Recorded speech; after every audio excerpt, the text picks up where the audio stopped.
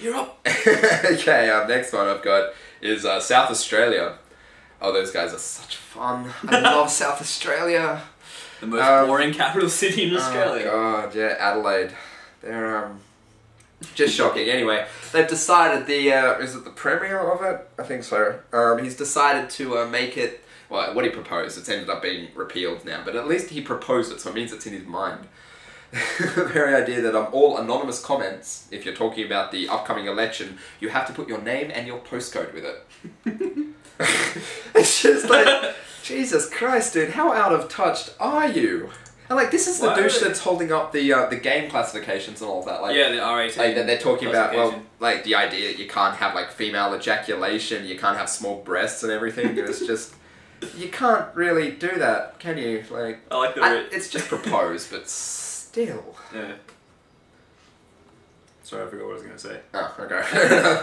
Yeah, like, I mean, they're all just proposing it, and they're all saying that, yeah, it's all okay, it's all fine, it's just the idea, but it's just that people are out of touch. Like, what's the thing they're saying? Australia is just such a great environment. Everything's pretty much perfect. That our politics is all about age-old social issues, like, you know, underage drinking, like, should porn be illegal? It's like, oh, really, guys?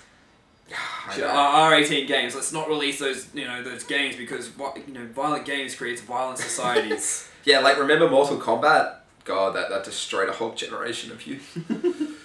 Yikes. No, I guess the thing that I really like about this story that's got me interested about it is the very fact that now politicians are actually trying to say that, like, they're making the internet as one of their big things. Like, his issue at the moment is the internet and massive stuff that, I'm trying to censor it. There's no way he can, but I think, again, this is just the beginning thing that more and more people are just going to be starting to attack the internet in any way possible. This is just the beginning. This is just the little tides at the moment. They're too slow. Oh, anonymous comments, yeah, can't do it. They're too slow. It's already taken over. I know, yeah. The internet has already taken a foothold. They have to... Yeah. You can't fight it, you have to merge with it. Oh, dude, I can't wait till the 2012 elections. Oh, the crazy internet stuff. Like, well, you looked at Twitter, like, Twitter was so helped by Obama. Like, it was the most followed person on it.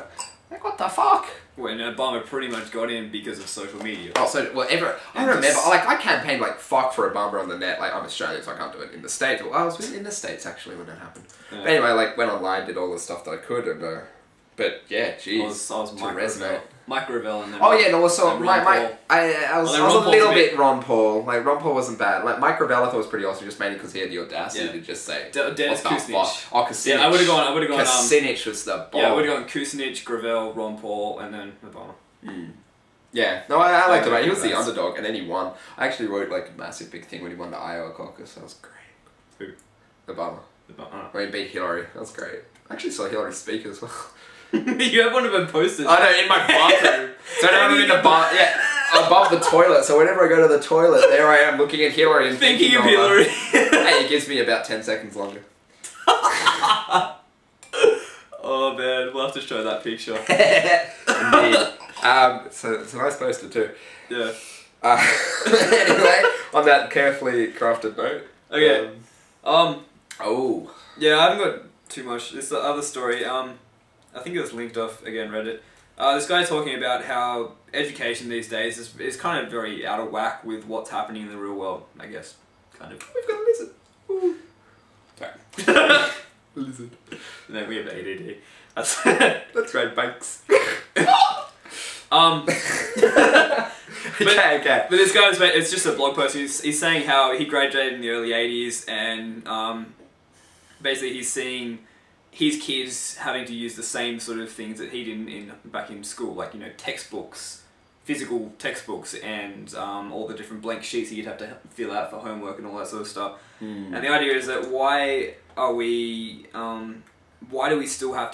do kids still have to memorize facts when it's, you know, we're a Google generation, I guess, where we can just look up any fact we want.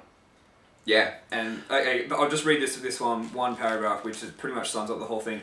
The real crisis in education today is that we continue to reward students for memorizing facts that they could easily look up, while failing to require them to develop the critical thinking skills that they were required to make sense of a world more complex than we can imagine.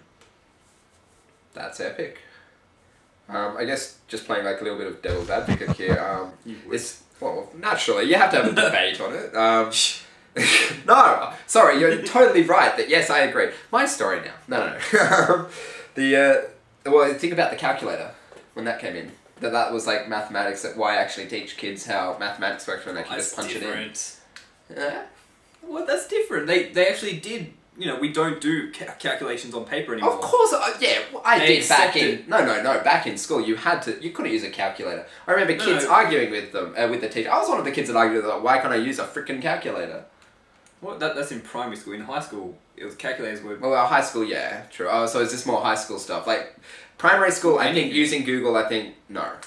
But using Google in high school, yeah, definitely. I think primary school, though, you shouldn't use it because you need the fundamentals. Well, he doesn't really say. Well, I'd say it's probably high school. Yeah.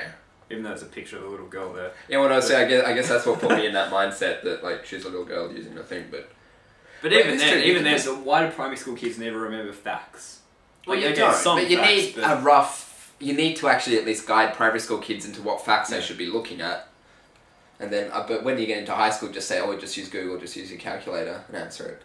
Well, especially fuck you up though. Like I remember, like you can just type an answer into Google right now, and press enter. Even those essay sites. Get it. Yeah. Like I remember, I may have done this once at uni. Just.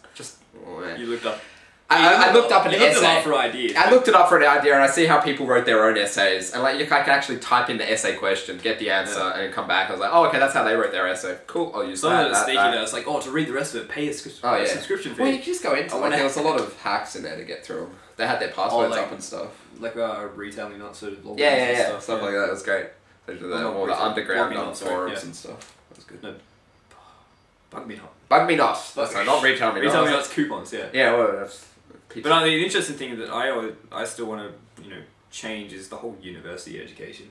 Yeah, I think it's such a failure. Like we were saying that like politicians are going too slow. Education's the perfect example, and it's being fueled by technology. Like there's some stat that apparently every 2 or 3 years now, technical information is doubling. You know, whatever it is, but basically the idea is that once you go into a 4-year degree, by the time you get out of it, 50% of what you've been taught is obsolete. Yeah. Because there's been so much new stuff that's been taught. I think the ultimate thing we're going to be going towards is that whole idea of you learn what you want to learn what you're passionate in, and then build a potential career. Career, or I think it's going to move toward freelance entrepreneurship. Oh, I think very much too. Like the idea of jobs are very. I think they're limited because we just think about how the society's operating now. That you want a task done, you just put money into it, you get the task in return. Wasn't the idea we were saying that the reason jobs are still only working nowadays is because things like telepresence and basically collaboration platforms aren't quite mature enough. Yeah. It's still more beneficial for a company to hire people locally and have them all sit in a building. And you just got it all there directly. Whereas in the next 5 years, easily in the next 5 years, I think we'll have telepresence, which is picking up massive steam. So, people will be able to work from home more and more and just... And a lot of the stuff that you can just put like a task, or you just say that I want this done. If you can put that into a website, put this into a thing, and you say that like you're running a small business, you're running something, you say I want this done, I'm putting in this amount of money, you do an auction system obviously.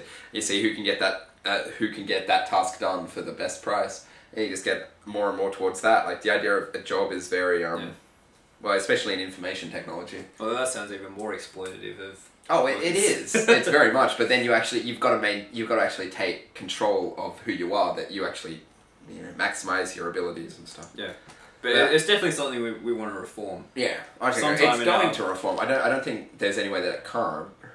It's just going to be slow.